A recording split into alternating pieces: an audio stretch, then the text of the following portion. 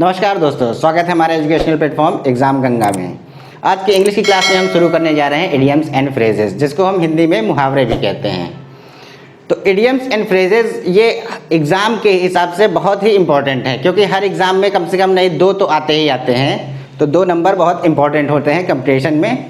तो अगर ये सीधे सीधे नहीं देता है तो पैसेज में एक इडियम्स और फ्रेज दे देता है और उसका आंसर देने को बोलता है। 4 ऑप्शन होते हैं, आपको उसमें टिक करना होता है, ठीक है। तो आज हम शुरू करते हैं इडियम एंड फ्रेजेस। इससे पहले देखिए, ऐड फ्यूल टू फायर क्या है? आग में घी डालना। आग में घी डालने से क्या होगा? आग और भड़केगी। इसको हम हिंदी में भी कहते हैं कि मतलब अत्यधिक गुस्सा दिलाना।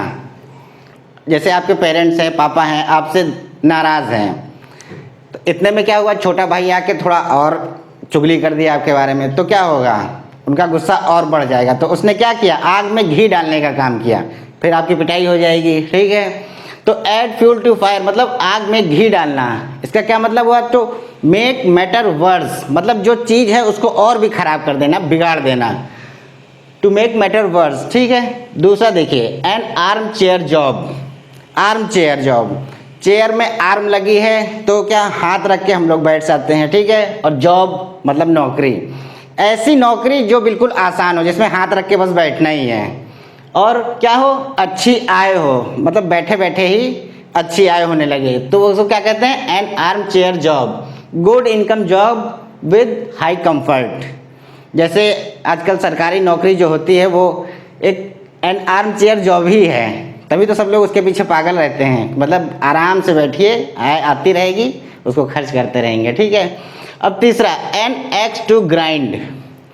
एक्स टू ग्राइंड, ग्राइंड का मतलब होता है पीसना। मतलब एक्स को पीसना मतलब उसका धार तेज करना। धार क्यों तेज करेंगे? क्योंकि हमारा कोई स्वार्थ होगा, इसलिए हम उसको धार तेज करेंगे। तो मतलब स्वार्थ से भरा उद्देश्य।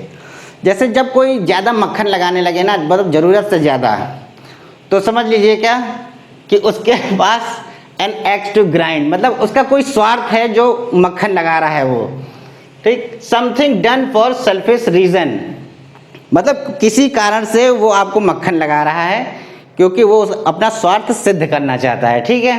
N axe to grind. An iron will. Will मतलब क्या होता है? इच्छा। आयरन लोहा, यहाँ लोहे से मतलब है मजबूती का, मतलब मजबूत इच्छा।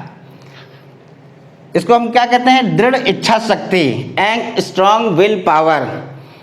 अब ये है कि मतलब किसी को निकालना है यूपीएससी, तो उसने बिल्कुल पक्का कर लिया कि हाँ बस निकालेंगे ही निकालेंगे, दिन रात पढ़ रहा है। मतलब उसका जो स्ट्रॉन्ग है विल पावर, बहुत स्ट्रॉन्ग है कि वो बनेगा ही बनेगा यूपीएससी, ठीक है। An apple of discord. यहाँ पे डिस्कॉर्ड का मतलब होता है कलह। कलह मतलब झगड़ा। और एप्पल, एप्पल मतलब कारण, मतलब ऐसे ही समझ लीजिए, मतलब एक एप्पल के पीछे 2 भाई लड़ रहे हैं कि हम खाएंगे हम खाएंगे, ठीक है। तो वो एप्पल क्या हो गया? वो उन दोनों के झगड़े का कारण हो गया है। तो यहाँ पे क्या हुआ? एप्पल ऑफ डिस्कॉर्ड मतलब मैटर ऑफ डिस्प्यूट, मतलब वो किसी चीज़ के पीछे लड़ रहे हैं, उनमें जो मतभेद हो रहा है, ठीक है, झगड़ा हो रहा है, वो किसी चीज़ के पीछे है, मतलब उसका कारण क्या है? झगड़े का कारण है, ठीक है। An apple of one's eye, इसको हम हिंदी में कहते हैं जैसे आँखों का तारा, ठीक है।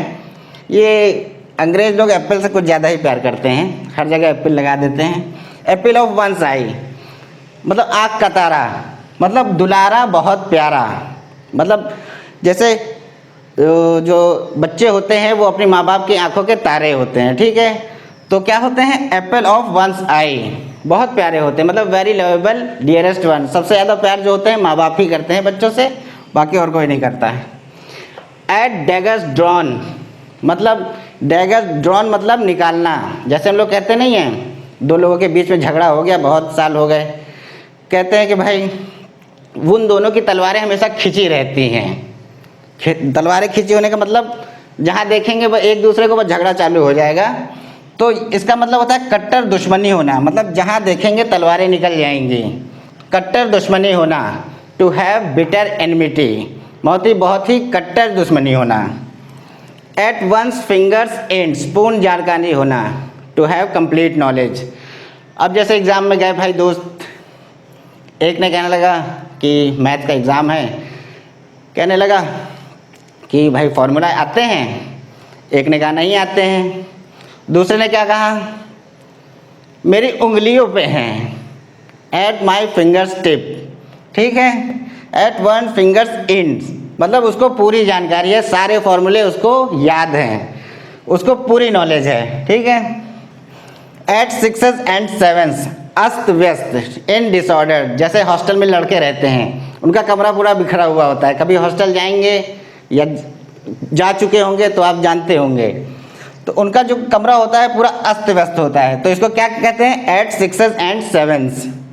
एट स्टेक, दांव पर, मतलब कोई चीज़ दांव पर लगा देना, मतलब सब कुछ उसी पे निर्भर होना। जैसे ये होता नहीं है, ये सम्मान पे ज़्यादा यूज़ किया जाता है कि मतलब मेरा पूरा सम्मान जो है दांव पर लगा हुआ है, एट रिस्क, ठीक है, कोई चीज़ का रिस्क लेना उसको क्या कहते हैं, एट स्टेक।